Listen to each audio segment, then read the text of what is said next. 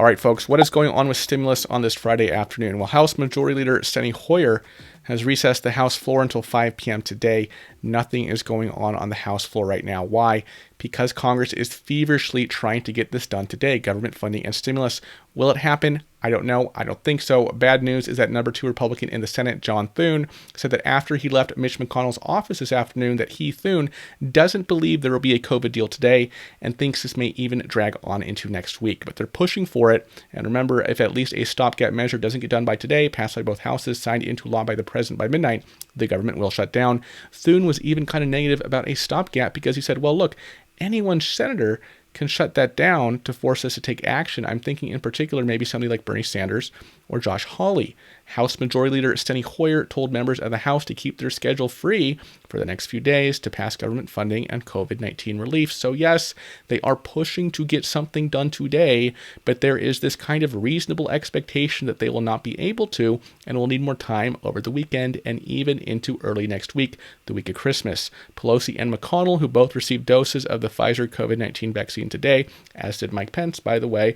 Pelosi and McConnell spoke at approximately 1 p.m. Eastern time today and agreed that their staff needs to close out the agreements in the next 3 to 4 hours. This is why Nancy Pelosi postponed her morning press conference to 2 p.m. Eastern today and has now postponed it again. That is why the House floor was shut down. Now, Pelosi and McConnell said, okay, let's put this all together in the next 3 or 4 hours, but obviously that's an incredibly short timeline to get something like this done with all the remaining outstanding items. Probably not going to happen, especially with this new elephant in the room, like I told you in my video this morning, which is Republican Senator Pat Toomey pursuing a scale back of the Federal Reserve lending facilities. Mnuchin, a few weeks ago, said he would shut down these programs by the end of the year. He asked the Fed for the money back. We covered this in detail previously here on the channel, but now what Toomey wants to do is go further than that by preventing the Fed from restarting these lending programs next year if they feel it's needed. Democrats believe this would take away some levers that could be used when Biden takes office to inject more credit into the economy if need be.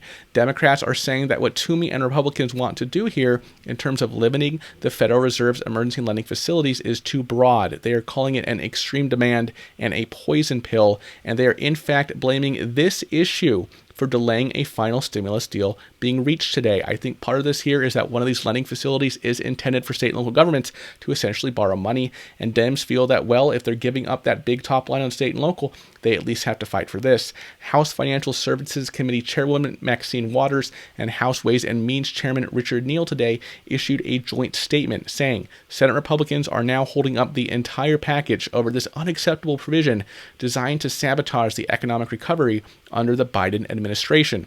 Senator Toomey shot back with a statement of his own, claiming that the language that he's seeking and that Republicans are seeking here with respect to the Federal Reserve affects a very narrow universe of lending facilities and is emphatically not a broad overhaul of the Federal Reserve's emergency lending authority. It's pretty tough to say who's right now, or even what exactly they're thinking here in details without seeing actual language of a bill, right? But this has turned out to be a major sticking point so far. Also, in Republicans' continued attempt to whittle down unemployment benefits in the next relief bill, remember, they already want to slash it to as little as 10 weeks potentially. We'll see how successful the Dems are at pushing back on that. But there's also a new report going around that Republicans are trying to include language to make the unemployment benefits fade out gradually. I don't have any more details there. That potentially could be interpreted as, oh, okay, you get $300 a week, sure, beginning in January, but based on metrics or something like that, this payment will be reduced over X numbers of weeks, or maybe based on nothing. It'll just automatically reduce. I don't know, but that's what we're hearing. It's really down to the wire here. Will we see a government shutdown? I hope not. Both House Minority Leader Kevin McCarthy, top Republican in the House, and Steny Hoyer, number 2 Democrat in the House, they have expressed that they do not want to see a shutdown. And Steny Hoyer said, we're going to keep the government open. That said, experts are saying that a shutdown that only lasts over the weekend would not be a huge deal, but if a shutdown lasts into Monday, which is obviously a working day, that would be more problematic.